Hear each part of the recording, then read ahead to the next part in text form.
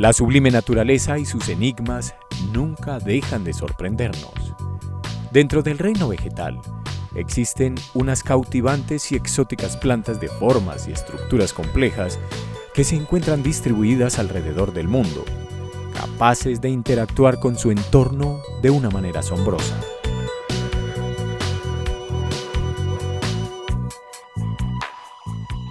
Resulta casi imposible no dejarse cautivar por aquello que no se logra descifrar, por esa belleza innata que las hace únicas y especiales. Mi nombre es Gustavo Zapata. La profesión mía como tal, estudié informática, pero me dedico a la parte de metrología, calibración de equipos de laboratorio. Pero el hobby que siempre me ha apasionado ha sido el cultivo de plantas. Eso siempre me ha apasionado bastante tiempo. Y como dicen por ahí, nadie es profeta en su tierra. Trabajo en una cosa, pero me gusta la parte pues, de las plantas.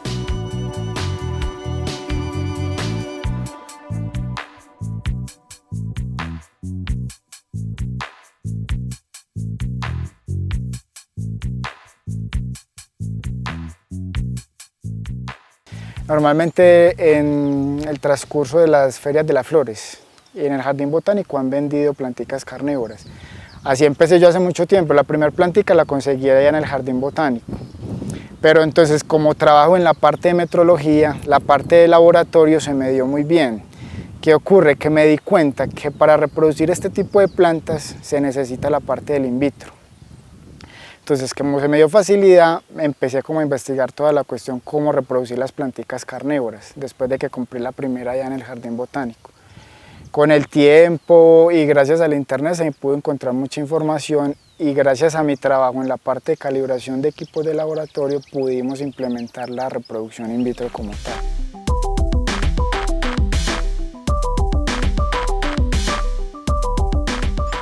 Este proceso lo empezamos aproximadamente hace unos 10 años y hasta ahora hemos ido desarrollando. Son plantas muy lentas y de a poco hemos como crecido un poquito la planta de producción. Este proyecto es más que todo a largo plazo. En este momento pues salen algunas plantas, se comercializan algunas, pero realmente no es en forma de comercialización. Es más de reproducción en el momento. A futuro sería como llegar a montar de pronto un tipo de empresa con este tipo de plantas. El cultivar insectívoras ha sido un proceso de mucha investigación, paciencia, dedicación y muchas veces complicado, pues hay plantas que por diferentes circunstancias mueren durante su crecimiento. Algunas especies pueden tardar hasta 7 años para desarrollarse y llegar a un estado adulto. Ahora, ¿por qué se les llama plantas insectívoras? Son plantas que por su fisiología como tal y que crecen en lugares de suelos muy pobres, crecen en lugares donde el suelo no tiene bastantes nutrientes o son muy agrestes o es muy complicada la toma de nutrientes como una planta normal. Han evolucionado de forma tal que capturan presas para suplir esa necesidad como ese déficit de alimentación.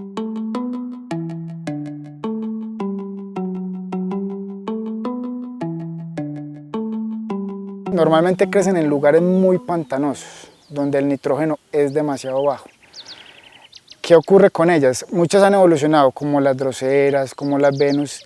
Por las raíces absorben más que todo humedad, pero por las trampas es que absorben los nutrientes. Digamos que prácticamente las llamamos carnívoras, pero no son tan exactamente carnívoras, son plantas insectívoras. Se le ha dado el nombre de carnívoras porque muchas veces en sus trampas se han encontrado ranitas, lagartijas, o como en el caso de algunas nepentes, que son grandes allá en Indonesia, se han encontrado hasta pequeños roedores, ratas, marsupiales. Entonces se les llama carnívoras por ese tipo de presas que han capturado, pero realmente son más plantas insectívoras. Para que una planta sea catalogada como insectívora, debe cumplir con las siguientes características: atraer a su presa, capturarla y posteriormente digerirla. Una planta insectívora el tiempo que yo llevo, el tiempo de duración máximo, por mi experiencia, yo las he tenido por más de 10 años sin ningún problema. En literatura, por ejemplo, una Venus atrapamoscas, se puede hablar de más de 30 años gente que las ha cultivado.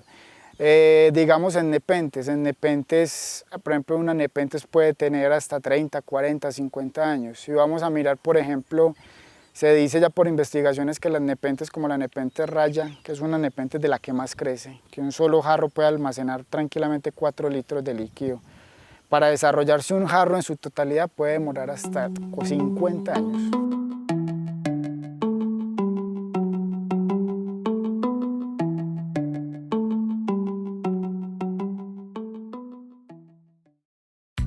Son quizás muchos los cuentos fantasiosos y las mentiras que por desconocimiento se han creado acerca de las plantas insectívoras.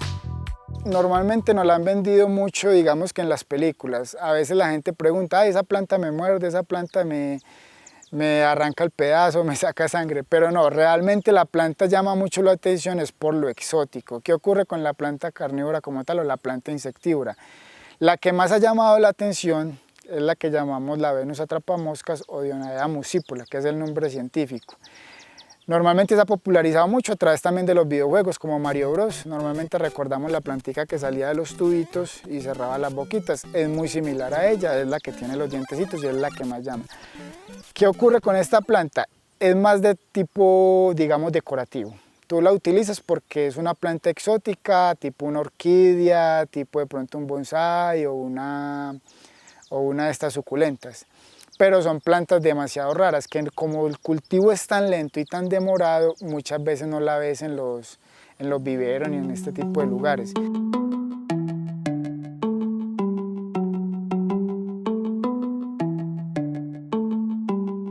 Ocurre algo muy particular con las plantas insectívoras. Muchas veces la persona cree que solo hay una variedad. Tú encuentras una y te das cuenta que es un mundo muy grande y entonces ya quieres empezar a coleccionar. De pronto conociste la Venus atrapamoscas, pero ya quieres una drosera, ya quieres una nepentes y te das cuenta que en droseras hay infinidad de droseras, hay infinidad de Venus atrapamoscas, hay infinidad de nepentes, entonces te llenas a una colección y se te vuelve un hobby. Ahora, vamos a conocer un poco acerca de este fascinante mundo de las plantas insectívoras. Quizás así, ustedes también puedan quedar atrapados como lo ha hecho Gustavo. Comencemos por la más famosa, la Venus atrapamoscas. De estas hay distintos cultivares. Ventaja de, digamos, características de la Venus atrapamoscas tiene 2 lóbulos, que son estas 2 partes de la trampa, y funciona como una trampita de oso. Normalmente cuando llega un insecto, ella tiene acá como 3 filamentos que se llaman triggers o gatillos. Cuando el insecto toca esos gatillos en el lapso de más o menos, digamos, 10, 15 segundos, si lo toca 2 veces, se cierra la trampa.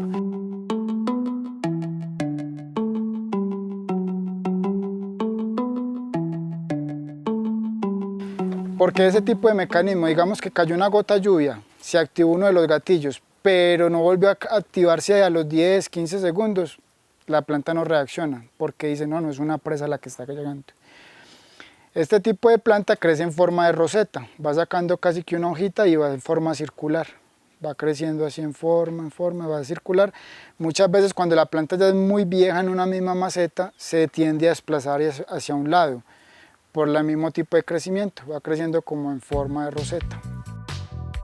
Esta especie en particular requiere de mucho sol, lo cual beneficia el desarrollo y la intensidad de su color. Es inapropiado jugar con sus trampas, pues gastan mucha energía al buscar cerrarse rápidamente. Lo ideal es que lo hagan para atrapar una presa. Es importante tener presente que cada trampa funciona en un promedio de 3 a 4 veces. Luego muere. Cuando la boquita se cierra, dura aproximadamente entre, digamos, 8 a 10 días. Cuando se cierra con una presa. Si no capturó presa, al otro día vuelve y abre. Después de abrir va a quedar digamos que el excedente del insecto. lo ideal es no tratar de quitar ese insecto porque volvería y se activaría la trampa y ya la estamos desgastando aún más.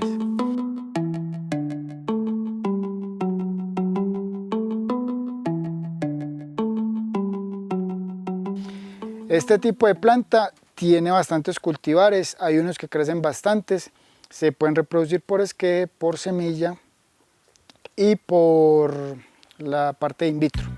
Es el turno para otra planta, la drosera, rocío de sol, cuyo mecanismo para enganchar la presa es bastante curioso. La drosera se le dice así normalmente porque quiere decir rocío de sol. ¿Qué es drosera? Pelos pegajosos. ¿Cuál es la característica de esta planta? Que la espeguita, que se llama mucílago, atrae el insecto y él se queda pegado. Normalmente cuando uno le coloca el dedo, tiende como a quedarse pegado. Si fuera un insecto, también se quedaría pegado.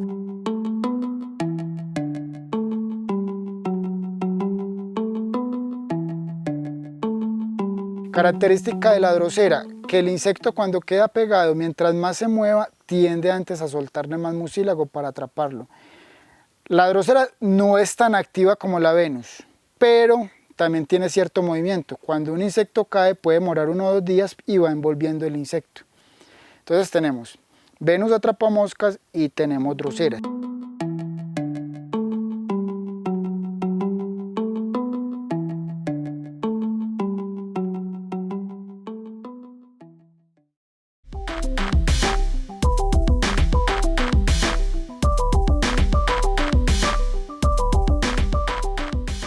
Entonces estas son droseras, tenemos Drosera vinata, Drosera spatulata, Drosera madagascarensis, Drosera capensis.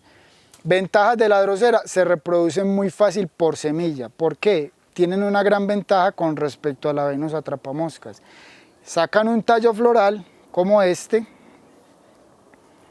es un tallito floral. Ventaja de este tallito floral es que se autopoliniza. O sea, se abre la flor, se cierra la flor y automáticamente tenemos semillas. Entonces, al ser autopolinizable, cualquiera que tenga la planta en buenas condiciones, después de que le florezca, automáticamente va a tener semillas totalmente viables. Otra gran ventaja de cultivar droseras es su rápido crecimiento, ya que en 2 años se obtiene una planta adulta. Esto la convierte en una opción económica que ocupa casi el 70% del mercado de las plantas insectívoras. Ya de otro tipo de planta puede ser la que llamamos la sarracenia. La sarracenia es una planta que es mucho más grande, son estas. Ventajas de la sarracenia, son plantas que te aguantan intemperie y crecen bastante, pueden llegar a coger hasta 70 centímetros de alto. Por ejemplo, esta se llama sarracenia leucófila, que este es del tipo de trampa.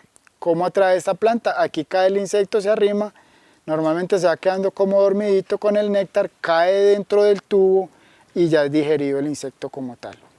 Hay varios tipos de sarracenias. Por ejemplo, acá hay unas sarracenias que son pequeñas, pero estas sarracenias para estar de este tamaño pueden estar demorando en promedio 6, 7 años.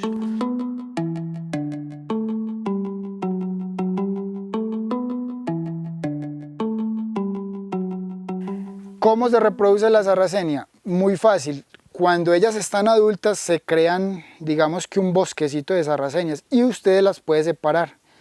Se les separa desde la misma raíz, se separan por gajitos y se siembran los gajitos. Los jarros normalmente cuando ya están muy viejos se van secando por etapas. Uno más viejo, más viejo, más viejo, hasta que se van secando hasta abajo. Ya cuando está muy seco uno opta por cortarlos, como se puede ver acá, están cortados los tallitos. Uno corta ya lo seco como por cuestión de estética. Esta especie es nativa de Norteamérica, donde las temperaturas son templadas. Un dato interesante es que la boca de esta planta puede llegar a medir entre 5 y 10 centímetros de diámetro. Este es otro tipo de sarracenia, se llama sarracenia purpúrea, está pequeña y está bastante característica la forma del jarro. ¿Por qué el insecto no es capaz de salir después de que cae dentro del jarro? Normalmente acá se ven como unos pelitos que van hacia abajo, son unos pelitos hacia abajo. Esos pelitos hacen que cuando el insecto caiga abajo y trate de subir, no, se resbala y no es capaz ya de salir de la trampa como tal. Entonces, la sarracenia, digamos, para mí no es tan llamativa como la Venus atrapamoscas porque se cierra la boca, pero es la que más moscas atrapa. Tú puedes tener una sarracenia y en un tubo de estos te pueden caer aproximadamente 5, 6, 7 moscas en un día. En la Venus atrapamoscas te cae una mosca y se demora 8 días en volver a abrir la trampa.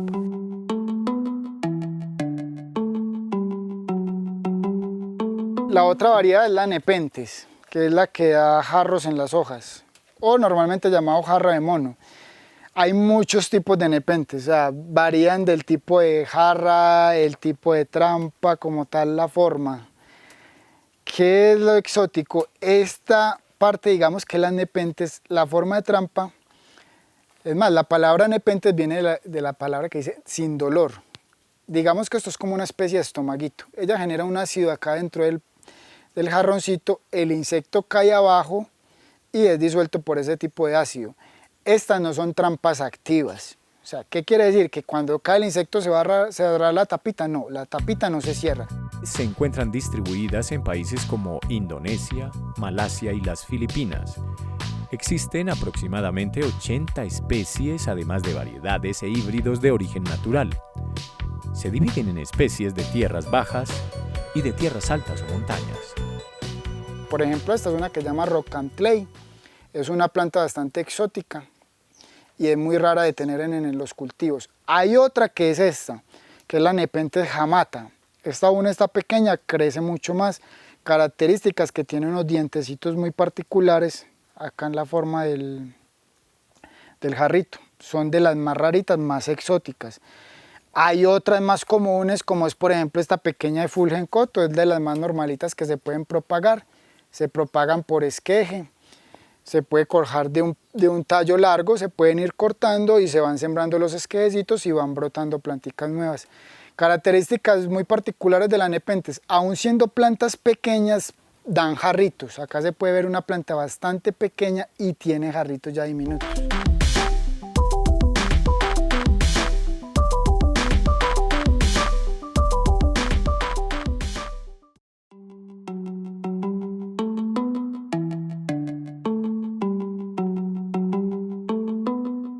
Entonces, la forma más fácil de propagar la nepenthes es por esqueje. Lo que pasa es que muchas tienen, pues como le digo, es complicado la lentitud con que se dan. Y hay dos características también muy primordiales, que hay nepenthes de tierras altas, tierras medias y tierras bajas. ¿Qué quiere decir esto? Hay nepenthes de tierra caliente, de clima templado y de clima frío. Normalmente las más bonitas son las de tierras altas. Digamos que esta rock and clay necesita noches frías de 12 grados, 10 grados y que las temperaturas en promedio durante el día no suban mucho. Si yo me llevara este tipo de planta para tierra caliente, se pondría muy fea, no se desarrollaría. Entonces normalmente el tipo de nepenthes que yo quiero cultivar o que yo quiero tener en mi colección, debo buscarlas muy acorde al tipo de clima que yo voy a manejar.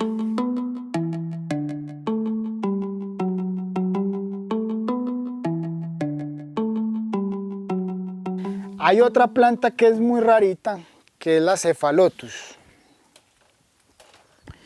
Esta Cephalotus se dan en Australia. Son muy particulares por la forma del jarro. Es muy similar a la nepenthes, pero es una planta, digamos, que crece más bien rastrera y da normalmente en el jarro. También se generan unos ácidos y atraen los insecticos. Es muy particular, cuando la planta tiene de pronto, hay mucho calor, la tapita tiende a cerrarse para proteger la humedad de acá del jarro, para que no pierda humedad el jarro.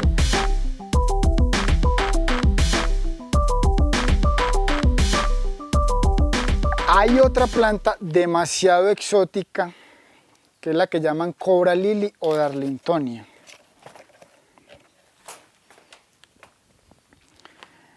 Este tipo de planta es bastante rara, le llaman la cobra.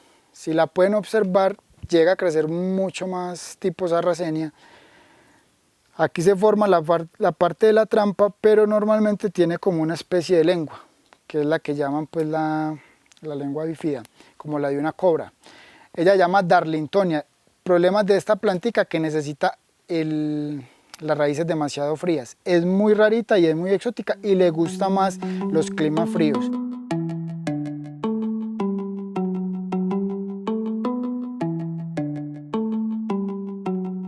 Lo que son nepentes, jamata, las heliánforas, la darlingtonia, no son plantas para principiantes. Se recomienda para principiantes normalmente la drosera. Se tiene una drosera y le florece y la mantiene en buen estado, se puede decir que ya puede arriesgarse a tener una Venus atrapamoscas. Recordemos que la drosera son las de pelitos pegajosos, son las más comunes. Es la planta del principiante porque, digamos, es la que se consigue más económica en el mercado y usted mismo es capaz de propagarla, no tiene ningún problema, la pones a que crezca, sacas la semilla y la seguís propagando. Ya un poquito más exigente la Venus atrapamoscas porque requiere más sol y ya los cuidados con la cuestión digamos que de las trampas. No se debe jugar con las trampas y requiere un poquito más de sol.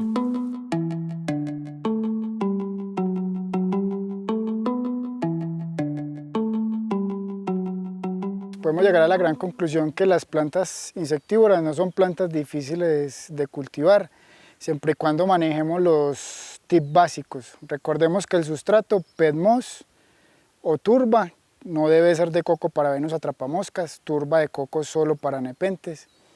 Digamos, matera de barro no es lo ideal, se recomienda matero plástico, nada de abonos, riego por encharcamiento o bandeja. Tenemos cuatro grupos importantes que son las Venus atrapamoscas, tenemos las sarracenias, tenemos las droseras y tenemos las nepentes.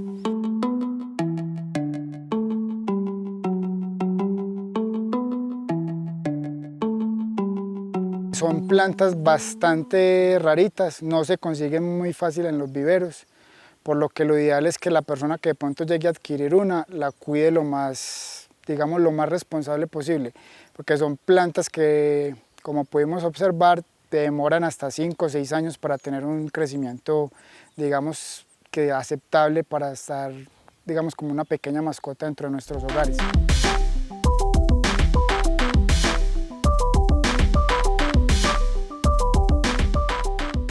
Los invitamos de todas formas que sigan investigando un poquito más acerca de las plantas insectívoras, ya que este espacio no es lo suficiente para ahondar en este magnífico mundo, donde estas plantas cautivadoras realmente son prácticamente un hobby indescriptible. Tú consigues una y quieres seguir consiguiendo más. No son peligrosas para los niños ni para las mascotas. Hay mucha información, los invitamos a que sigan consultando sobre ellas.